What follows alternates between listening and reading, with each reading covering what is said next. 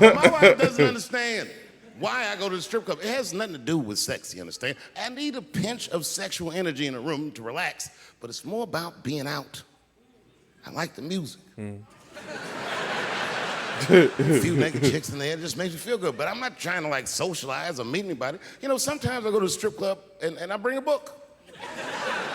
I do, and I sit right by the stage because the reading light is better.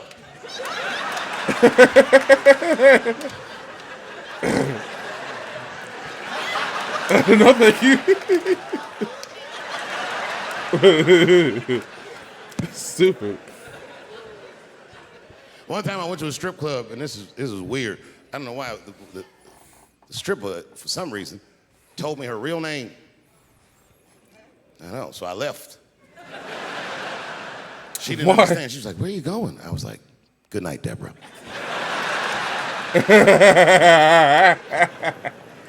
I get it.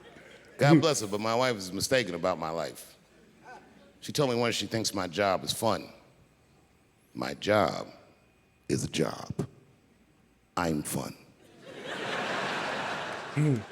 It's too dangerous, man.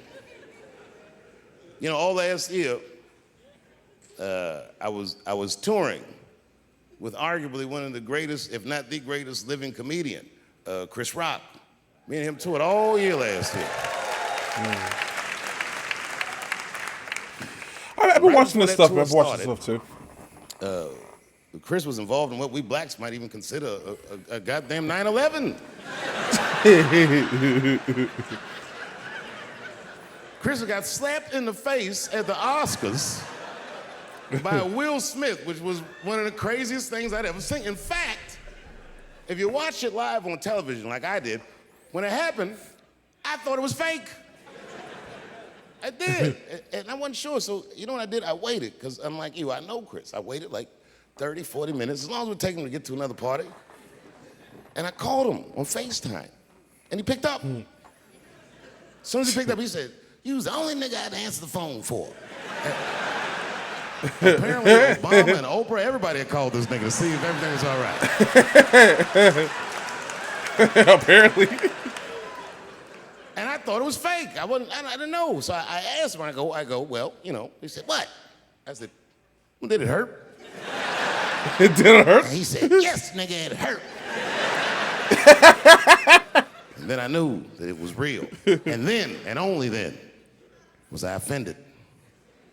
And I wasn't just offended that he got slapped. That was only half of it.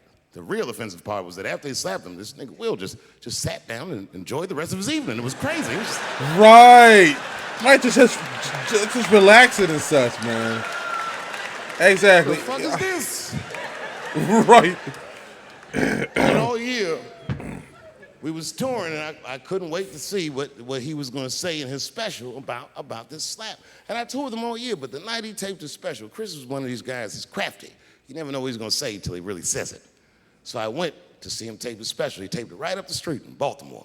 Now, you guys are from D.C., so you know about Baltimore. Well, I've been there several times. But, we all know that through the years, D.C. has been through some very, very tough times. Sadly, Baltimore is still in a very tough time. Not everybody in the world really can understand the depth of Baltimore. Baltimore is so desperate that Tupac and his mother moved from Baltimore to Oakland for a better life. Right. I remember that. And Chris Rock went so hard in the paint, and I can't believe he did this. He shocked a Baltimore crowd. I didn't even know that was possible. I started doing comedy around here. Shocked them. And you know what he said that got him? He looked at the crowd, he walked out. I didn't expect him to say this. He looked at the crowd, it was all black, Baltimore black. Yeah, all black, Baltimore black. Even if you rich and black in Baltimore, you know them niggas is traumatized about something. And Chris shocked him, and this is what he said. He went to that crowd. He said, "I refuse to be a victim." And the crowd said, "Oh." And I was backstage looking like, nigga, watch the tape.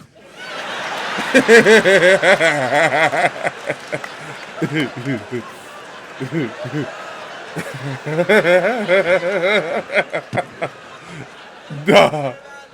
I know it's fucked up, but I tell you the truth. You know, everything's funny. Everything's funny till it happens to you. Yeah. 3 months, a mere 3 months after that terrible attack that Chris Rock endured, I was on stage at the Hollywood Bowl, and a lunatic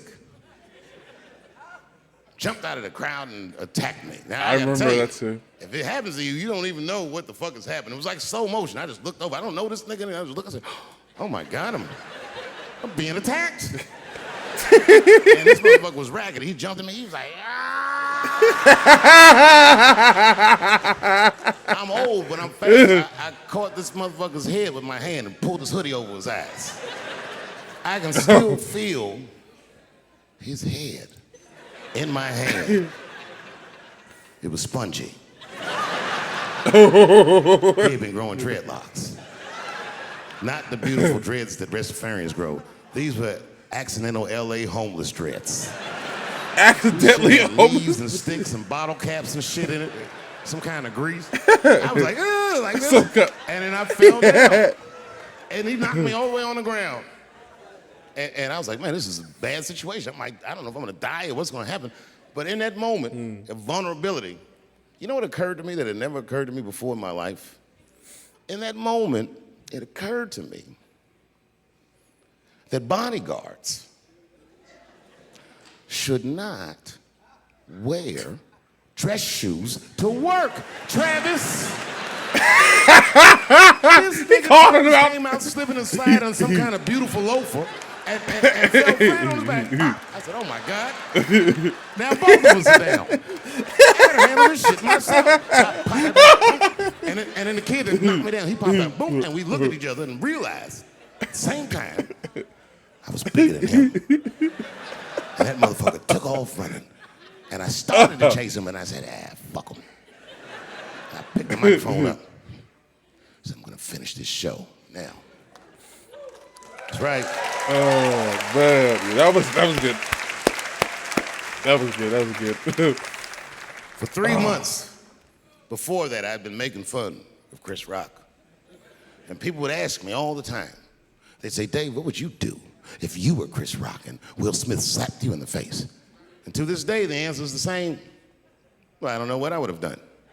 I've never been in a situation that extreme. But I do know now what Will Smith would not have done. And that is enjoy the rest of his evening. Right. And yeah, because like it was crazy how that happened, man. Like no one like arrested him or nothing. We was whooping his ass. Not we. I mean, I was on stage trying to think of a joke to tell, but they was beating this nigga up right behind me. Everybody could see it. Everybody could see it. And I'm sitting up there trying to think of what to say. And I'm tongue-tied. Me, of all people, can't think of anything to say. Look at my karma. Just that moment. Of all the people in the world, Chris Rock walks from backstage, walks up to me in front of 20,000 people, grabs the mic out of my hands and looks at the crowd and goes, was that Will Smith? Man, motherfuckers fell out of their chairs laughing. I was standing there looking stupid. I was fucking furious, because I'm thinking in my mind, nigga, this is my attack. You got attacked 3 months ago. Now you have jokes. So I snatched the mic back from Chris and tried to get one off, but my shit did not go good at all. I didn't know what to say. I was just like, it was a trans man. And the crowd was like, no, bro, no. It's LA, we like trans people, boo. I know, it felt so bad.